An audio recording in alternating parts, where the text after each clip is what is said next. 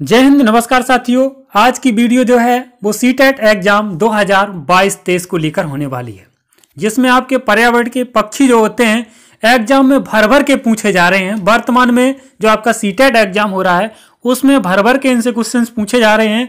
जो भी नए क्वेश्चन जिससे बने हैं उन क्वेश्चनों को इस वीडियो में समाहित किया जाएगा। तो जो चैनल पर पहली बार हैं चैनल को सब्सक्राइब कर लें और अपने दोस्तों के साथ, फ्रेंड्स के साथ, जो भी आपके ग्रुप बने हुए हैं उनमें सब में शेयर कर दें। आज की वीडियो एकदम धुआं करने वाली है। बहुत सारे क्वेश्चंस एग्जाम में क्रिएट हुए हैं, उन सारे क्वेश्चनों को यहाँ पर समाहित किया जाएगा। तो साथियों, एक बार सभी लोग कमेंट सेक्शन में लिखिए जय हिंद और करिए वीडियो की शुरुआत। आइए शुरू करते हैं। साथियों, पहला क्वेश्चन आ जाता है राष्ट्रीय पक्षी यानी कि मोर।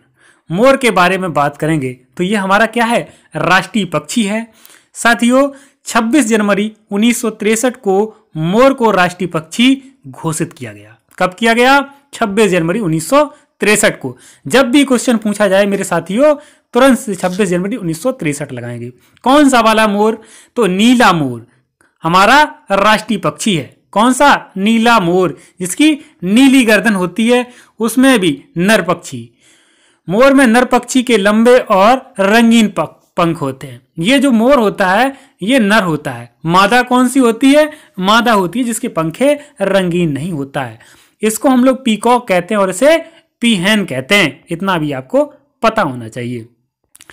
अगला साथियों क्वेश्चन बहुत ज्यादा ट्रेंड होता है एग्जाम में, गौरैया से, जिसे हम लोग स्पैरो कहते हैं। गौरैया दिल्ली का राष्ट्रीय पक्षी है, दिल्ली का राजकीय पक्षी है। गौरैया क्या है? दिल्ली का राजकीय पक्षी है। गौरैया पक्षी दिल्ली में पहले सामान्य रूप से दिखाई देता था, अब यह दिखाई नहीं देता। शहरीकरण के कारण यह दिखाई नहीं देता है, इसलिए एक विशेष दिन भी मनाया जाता है जिसे हम लोग गौरैया दिवस के नाम से जानते हैं। वो क्यों मनाया जाता है? ताकि लोगों में गौरैया के प्रति जागरूकता आए। पहले आपने देखा होगा ये जो गौरैया होती थी वो हमारे घरों के आसपास बहुत ज्यादा दिखाई देती थी। बीच में एकदम से दिखाई देना बंद हो गई, लेकिन अब फिर से गौरैया दिखाई देना शुरू हो गई है। पहले हमारे घर के छप्परों में आपने देखा होगा ये अपना घोंसला बनाती थी। तो ये क्वेश्चन बहुत ज्यादा सीटेट में आता है। गौरैया अलमारी के पीछे अलमारी के ऊपर आयनों के पीछे अपना घोंसला बनाती है। क्योंकि ये हमारे आसपास रहती है, इसलिए ये अपना घोंसला कहाँ बनाती है? अलमारी के ऊपर आयनों के पीछे ऐसे बना लेती है अपने घोंसले। अपने कभी इसके घोंसले देखे हैं तो कमेंट सेक्शन में कमेंट कीजिए कि हमारे घर में सर यहाँ पर इसने घोंसला बनाया था। यहाँ आप साफ साफ देख सकते हैं कि नर गौरैया जो है वो अपने बच्चों को दाना खिला रहा है, नहीं तो आप सोच रहे हैं कुछ और कर रहा है। आइए आगे देखते हैं। अगला साथियों आपका पक्षी है कबूतर। कबूतर अपना घोंसला पुराने मकानों और खंडहरों में बनाता है। कहां पर बनाता है? पुराने मकान हुए, खंडहर हुए, यहां पर ये अपना घोंसला जो है वो बना लेता है। ठीक है साथियों। कौवा, गिलहरी, बिल्ली, मनुष्य और चूहे इसके अंडे तथा घोंसले तोड़ देते हैं। साथियों, आपने कहीं कहीं पर लिखा देखा होगा कौवा, गिलहरी, बिल्ली, मनुष्य और चूहे इनके अंडे जो होते हैं वो चुरा लेते हैं, खा लेते हैं। तो देखो इसमें आपने चूहा देखा होगा, तो चूहा जो है वो आपका कैसा है? शाकाहारी है। तो चूहा को हम यहाँ पर नहीं कह सकते हैं कि ये अंडा इनके चुराएगा खाने के लिए। हाँ, ऐसा है, तोड़ सकता है। तो हमारी जानकारी के अनुसार यही है। तो आप देख लें, कौवा, गिलहरी, बिल्ली और मनुष्य और चूहे से इनके अंडों को क्या होता है? खतरा होता है। ठीक है साथियों, एनसीईआरटी के अनुसार ये सारे पॉइंट्स हैं। अगला पक्षी है आपका वसंत गौरी। साथियों, जो बसंत गौरी होता है जिसे बरबैट कहते हैं, बसंत गौरी गर्मियों में पेड़ों पर टुक टुक करती रहती है। क्या करती रहती है? टुक टुक अपनी चोंच से बार बार मारती रहती है। बसंत गौरी पेड़ों में गहरा छेद कर उसमें अंडे देती है। ये क्या करती है बसंत गौरी? एक अपना गहरा छेद बना लेती है, उसी में अपने बच्चों को जन्म देती है, अंडों को जन्म देती है। अंडे से ही तो बच्चे बनेंगे। जितने पक्षी होते हैं वो सभी पक्षी क्या देते हैं? अंडे देते हैं। अब आपका अपवाद में क्या आएगा? तो अपवाद में आएगा आपका चमगादड़। चमगादड़ जो है वो बच्चे देता है। ठीक है साथियों, अगला क्या होगा, अगला देखते हैं। अगला जो है वो पक्षी है आपका कठफोड़वा, वुड पीकर। यह भी बसंत गौरी की तरह पेड़ों के तनों में अपना घोंसला बनाता है। मतलब आप यहाँ पर सामने देख पा रहे हैं, पेड़ के तने में ये एक छेद कर रहा है। तना जानते हैं, फूल फल तना पत्ती। तो तना क्या होता है, जो लंबा सा पेड़ जहां से चलता है, पाइप जैसा होता है, यहाँ पर देख सकते हैं सीधा सीधा, जिसके हम लोग फर्नीचर वगैरह बनवाते हैं। उसी में ये टुक टुक करता रहता है, उसमें एक होल कर देता है, छेद कर देता है, फिर उसी में अपने अंडे देता है। तो ये बसंत गौरी है। यह पेड़ों के में छेद कर उसमें कीड़ों को खाता है। और क्या करता है, पेड़ जो पुराना होता है उसमें कुट कुट करता रहता है, उसमें जो कीड़े होते हैं उनको भी ये खाता रहता है। इसमें कोला करता है, उसी में ये अपने बच्चों को रखता है, अंडों को रखता है। कमेंट सेक्शन में कमेंट कीजिए कि आपके यहाँ इसको कठफोड़वा को क्या और नाम से जाना जाता है, ताकि जागरूकता फैले और लोगों को पता चले कि इसके अन्य नाम क्या है।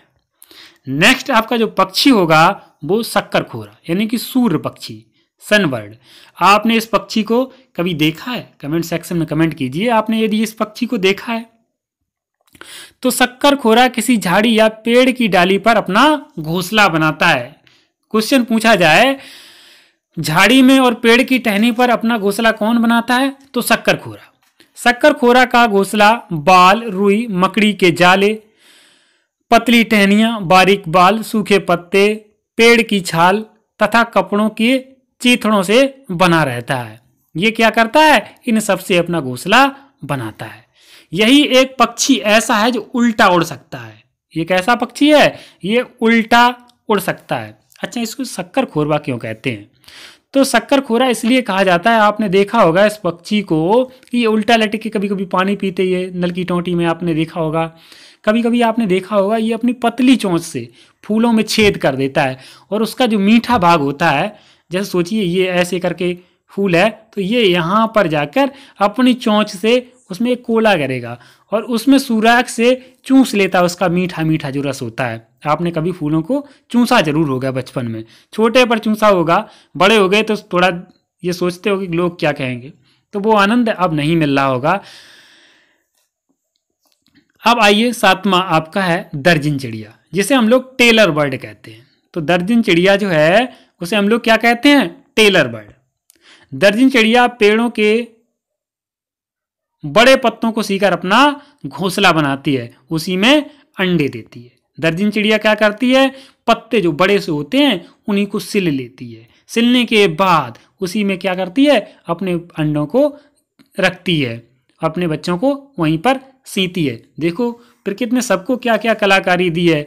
कोई पत्ते सीकर बना रहा है, कोई कुछ करके बना रहा है। फिगर में देख रहे होंगे एक छोटी सी बर्ड है, कितनी प्यारी सी बर्ड है जो पत्तों को सीकर अपना घोंसला बनाती है। क्या आपके यहाँ पर कभी बनाया है इस प्यारी सी चिड़िया ने? अगला बर्ड होगा बीबर पक्षी। इसे हम लोग बीबर पक्षी कहते हैं या फिर बया। हमारे यहाँ इसको बया भी कुछ लोग कहते हैं। कमेंट सेक्शन में कमेंट कीजिए क्या हम सही हैं। वैसे आपके बीबर नाम से इसका नाम आएगा। तो नर बीबर अपने अपने घोंसले तैयार करते हैं, मादा बीबर उनको देखकर एक पसंद करती है, उसी में अंडे देती है। क्या करता है, नर बीबर जो होते हैं वो अपना अपना घोंसला बनाते हैं, जिसे हम लोग जोंज कहते हैं। गांव की भाषा में क्या कहते हैं, जोंज कहते हैं। जिसे आपने देखा होगा कि खजूर के पेड़ों में, कभी जो है बेरी के पेड़ों में ऐसे ये बनाते हैं, कभी कीकर के पेड़ों में ये अपना घोंसला बनाते हैं। तो नर बीबर क्या होते हैं, बढ़िया बढ़िया से घोंसले बनाते हैं ताकि उसमें मादा अट्रैक्ट हो, पसंद करे। जब पसंद करेगी तो भाई उनमें अंडे देगी वो। तो इसको कभी कभी कहा जाता है, ऐसा मानो ये अपना स्वयंवर रचाते हैं। हंसी की बात लग रही है ना, कि स्वयंवर की तरह शर्त होती है कि भाई अपने अपने घोंसले तुमको बनाना है, और फिर जाकर मादा बीबर जो आएगी वो उनमें से पसंद करेगी। यदि आपका घोंसला पसंद आता है तो उसमें वो अंडे देगी। देखो यहाँ से होता है, फिर नीचे से होता है। गांव में कई लोगों ने कहावत सुनी हुई, अनजड़े बनजड़े जड़े सितारंदार, बेकारीगर कहाँ गए जिनके उल्टे सीधे जड़े के बार। तो ये इस तरह से अपना घोंसला बनाते हैं। नेक्स्ट देखिए, आइए, बीवर तो हो ही चुका। अगला फाख्ता। फाख्ता कैक्टस कांटों के बीच मेहंदी की मेड़ों में अपना घोंसला बनाता है। फाख्ता क्या करता है? फाख्ता जो है कैक्टस में कांटों के बीच में या फिर मेहंदी की मेड़ों में, जहाँ पर घनी घनी झाड़ियाँ सी होती हैं मतलब लकड़ी की, उसी के बीच अपना घोंसला बनाता है। कौन? फाख्ता, जिसे हम लोग डोब कहते हैं। अब कैक्टस क्या होते हैं? कांटों वाले पेड़ जितने भी होते हैं, चाहे आपके बहुत सारे कैक्टस प्रजाति के पौधे होंगे, जैसा कि आप फिगर में भी देख सकते हैं, ये भी एक कैक्टस है। बहुत सारे कैक्टस होते हैं। यदि आप किसी कैक्टस का नाम जानते हैं तो कमेंट सेक्शन में कमेंट कीजिए कि ये कैक्टस प्रजाति का पौधा है। तो ये इन्हीं के बीच अपना घोंसला बनाता है। तो ये क्वेश्चन बहुत ज़्यादा सीटेट एग्जाम में ट्रेंड होता है कि कांटों कैक्टस के बीच या फिर मेहंदी की मेड़ों में अपना घोंसला कौन बनाता है? कांटों के बीच। क्या लिखा है? कांटों के बीच, ना कि कांटों से। कांटों से यदि पूछा जाए घोंसला कौन बनाता है, तो कांटों से आपने देखा होगा कि जो कौवा होता है वो कांटों से अपना घोंसला बना देता है, लेकिन कांटों के बीच तो ये अपना फाख्ता, जिसे हम लोग डोब कहते हैं। आपके यहाँ इसको क्या कहते हैं? नेक्स्ट होगा आपका, बहुत ज़्यादा पक्षी लिए हैं जितने भी एग्जाम में इस समय ट्रेंड कर रहे हैं, क्योंकि एग्जाम इंपॉर्टेंट है, पढ़ना इंपॉर्टेंट नहीं है। कितना पढ़ना है? बहुत सारा पढ़ेंगे, लेकिन क्वेश्चंस छूटने नहीं चाहिए। कलचिड़ी, इंडियन रॉबिन। तो कलचिड़ी साथियों, कलचिड़ी पत्थरों के बीच अपना घोंसला बनाती है। कहाँ बनाती है? पत्थरों के बीच। इसके घोंसले में पौधों की नाजुक टहनियाँ, जड़ें, ऊन, वाल, रुई सब बिछा रहता है। ये इससे अपना घोंसला नहीं बनाती है। देखो, जो अपना पीछे आपने ये पढ़ा था, पीछे आपने देखा होगा जो शक्कर खोरबा है, ये अपना घोंसला इससे बनाता है, बुनता है। लेकिन जो आप यहां पर देख रहे हैं, कलचिड़ी, इसके घोंसले में ये सारी चीजें क्या है? बिछी रहती हैं, ताकि इसके बच्चे आराम से नाजुक नाजुक सी जगह पर मस्ती से जन्म दे सके। सब बिछे रहते हैं। कलचिड़ी पक्षी छोटे छोटे कीड़ों को करती है। कभी आपके घर में आई होगी, देखा होगा आपने, छोटे छोटे कीड़ों को, चींटों को, इस तरह से ये खाती रहती है। इसकी चोंच अंदर लाल होती है। ये क्वेश्चन बहुत ज़्यादा एग्जाम में पूछा जाता है कि किस पक्षी की चोंच अंदर की तरफ लाल होती है, तो वो कौन सी होगी?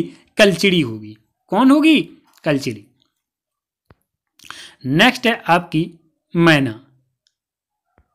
मैना झटके से अपनी गर्दन पीछे करती है। ये क्वेश्चन बहुत ज़्यादा एग्जाम में पूछा जा रहा है कि झटके से कौन अपनी गर्दन को पीछे करता है, तो कौन है? वो है आपकी मैना। पक्षी अपना घोंसला अंडे देने के लिए तैयार करते हैं। केवल चील एक ऐसा पक्षी है जो अपना घोंसला दोबारा प्रयोग कर सकता है। चील क्या है? एक ऐसा पक्षी है जो अपने घोंसले को दोबारा प्रयोग में ला सकता है। अन्य कोई ऐसा पक्षी नहीं है जो अपने घोंसले को दोबारा प्रयोग में लाता हो। और पक्षी अपना घोंसला किस लिए तैयार करते हैं? अंडे देने के लिए। आपसे कभी कभी क्वेश्चन में पूछा जाएगा कि पक्षी अपना घोंसला किस लिए तैयार करते हैं? अंडे देने के लिए, रहने के लिए, बरसात से बचने के लिए। ये सारे कुछ आपसे पॉइंट रखे जाएंगे, तो आपको सीधे सीधे क्या बताना है कि पक्षी जो होते हैं अपना घोंसला अंडे देने के लिए तैयार करते हैं। नेक्स्ट जो है आपका बाज, चील और गिद्ध, इनसे क्वेश्चन ट्रेंड करता है। बाज, चील तथा गिद्ध मनुष्य की अपेक्षा 4 गुना अधिक दूर तक देख सकते हैं। ये इनकी खासियत होती है कि मनुष्य से 4 गुना अधिक दूर तक देख सकते हैं। गिद्ध मरे हुए जानवरों को खाकर जगह साफ कर देता है और ऊंचे आकाश में उड़ता है। गिद्ध का काम क्या होता है? यहाँ पर देख रहे हैं गिद्ध महाराज को। ये क्या करते हैं? अपने चोंच से मरे हुए जानवरों को खाते हैं। किनको? मरे हुए जानवरों को। यदि मरे हुए सड़े हुए जानवर ज्यादा होंगे तो पॉल्यूशन फैलेगा ना, तो उसको सबको साफ कर देते हैं। और कहाँ उड़ते हैं? ऊंचे आसमान में उड़ते हैं। गिद्ध को प्रकृति का सफाई कर्मी कहा जाता है। यह भी क्वेश्चन पूछा जा सकता है कि गिद्ध को सफाई कर्मी कहा जाता है। किसको कहा जाता है? गिद्ध को। जमीन पर रखी चीज चील 2 किलोमीटर दूर से देख सकती है। देख रहे हैं आप चील की खासियत? चील जो है वो 2 किलोमीटर दूर रखी चीज को भी पहचान लेता है, जान लेता है क्या है।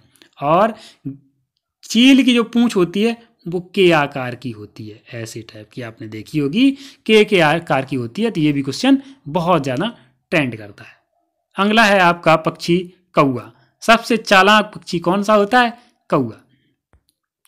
कौआ ऊंचे पेड़ों की डाल पर अपना घोंसला बनाता है। कहाँ पर बनाता है? ऊंचे जो पेड़ होते हैं उनकी डाल पर अपना घोंसला बनाते हैं। कौए के घोंसले में लोहे के तार और लकड़ी की टहनियां पाई जाती हैं। क्वेश्चन कभी कभी ट्रेंड करता है कि लोहे के तार जो होते हैं या सरिये जो होते हैं वो किसके घोंसले में देखने को मिलते हैं? तो वो कौए के घोंसले में देखने को मिलते हैं। कौआ अपने अंडों के साथ साथ कोयल के अंडे को भी सेता है। एक ऐसा पक्षी जो दूसरे के अंडों को सेता है वो कौन है? कौआ है। कौआ क्या करता है? अपने बच्चों को अंडों को रख के घोंसले में खाने के लिए चला जाता है। कोयल जो होती है बहुत चालाक होती है, कौए के अंडे गिरा देती है और अपने अंडे रख देती है। कौआ बेचारा भोला आदमी समझता है कि मेरे अंडे हैं, मेरे बच्चे हैं, बेचारा बड़ा करता है। जब बहुत बड़े हो जाते हैं बच्चे निकलकर, तब वो देखता है कि अरे मैं तो कोयल के बच्चों को सेता रहा। तो कोयल जो है वो अपना घोंसला कभी नहीं बनाती, ना भी अपने बच्चों को सेती है। कौआ को प्रकृति का मेहतर भी कहा जाता है, ये भी आप याद कर लें। तो आप समझ गए, कौआ जितना चतुर होता है उतना ही आप यहाँ पर मूर्ख देख रहे होंगे। कोयल अपना घोंसला नहीं बनाती। अच्छा साथियों, आपने एक पॉइंट देखा होगा, जब आपने 3 इडियट मूवी देखी होगी तो उसमें क्या कहता है? Competition over. कोयल जो है वो अपना घोंसला नहीं बनाती है। कौन बनाता है? कौआ बनाता है। ठीक है, तो ये डायलॉग आपको याद होगा। कोयल अपना घोंसला नहीं बनाती। कोयल कौए के घोंसले में अंडे देती है। कहाँ देती है ये कोयल? कौए के घोंसले में अंडे देती है।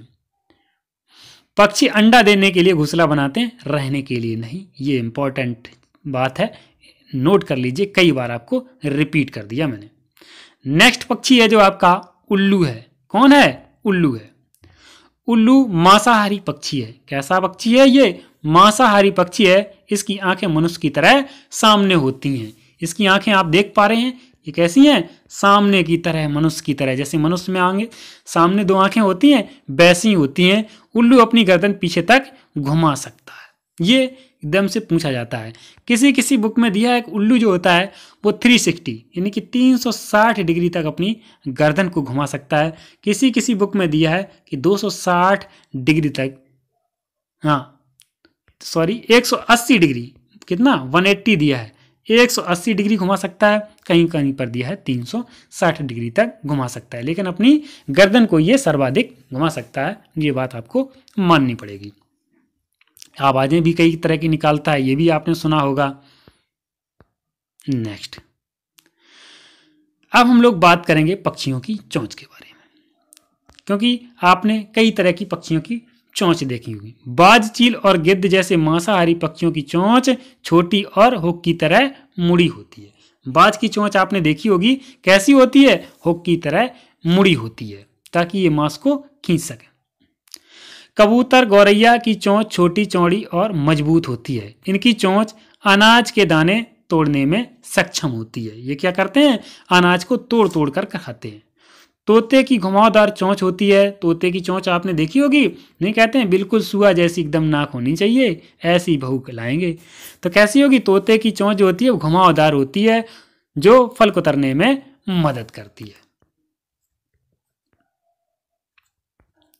मछली पकड़ने वाले पक्षियों की चोंच जो है लंबी, पतली, सुई जैसी होती है, जैसे सारस और बगुला। ये क्या काम करते हैं? ये मछली पकड़ने का काम करते हैं। तो इसकी चोंच कैसी होगी?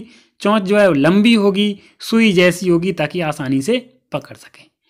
अब आते हैं, कुछ पक्षियों की चोंच में निस्पंदन प्रणाली यानी कि छन्नी सिस्टम होता है। ऐसे पक्षी पानी में के आसपास रहते हैं। ये अपना भोजन चोंच में लेकर अन्य पदार्थ जैसे कीचड़ आदि छान देते हैं। इसमें अगर कीचड़ आ जाए, थोड़ी बहुत कूड़ा कबाड़ा आ जाए, तो उसको ये क्या करते हैं? छान देते हैं। जैसे हंस, बतख, इनको आपने कभी कभी देखा होगा। तो हंस नहीं, बतख तो देखी होगी। तो साथियों, यहाँ से ये आपके इम्पोर्टेंट जो पक्षी थे वो यहाँ पर ख़त्म होते हैं। कमेंट सेक्शन में बताइए आज की वीडियो आपको कैसी लगी। Thank you for watching. मिलते हैं नेक्स्ट वीडियो में।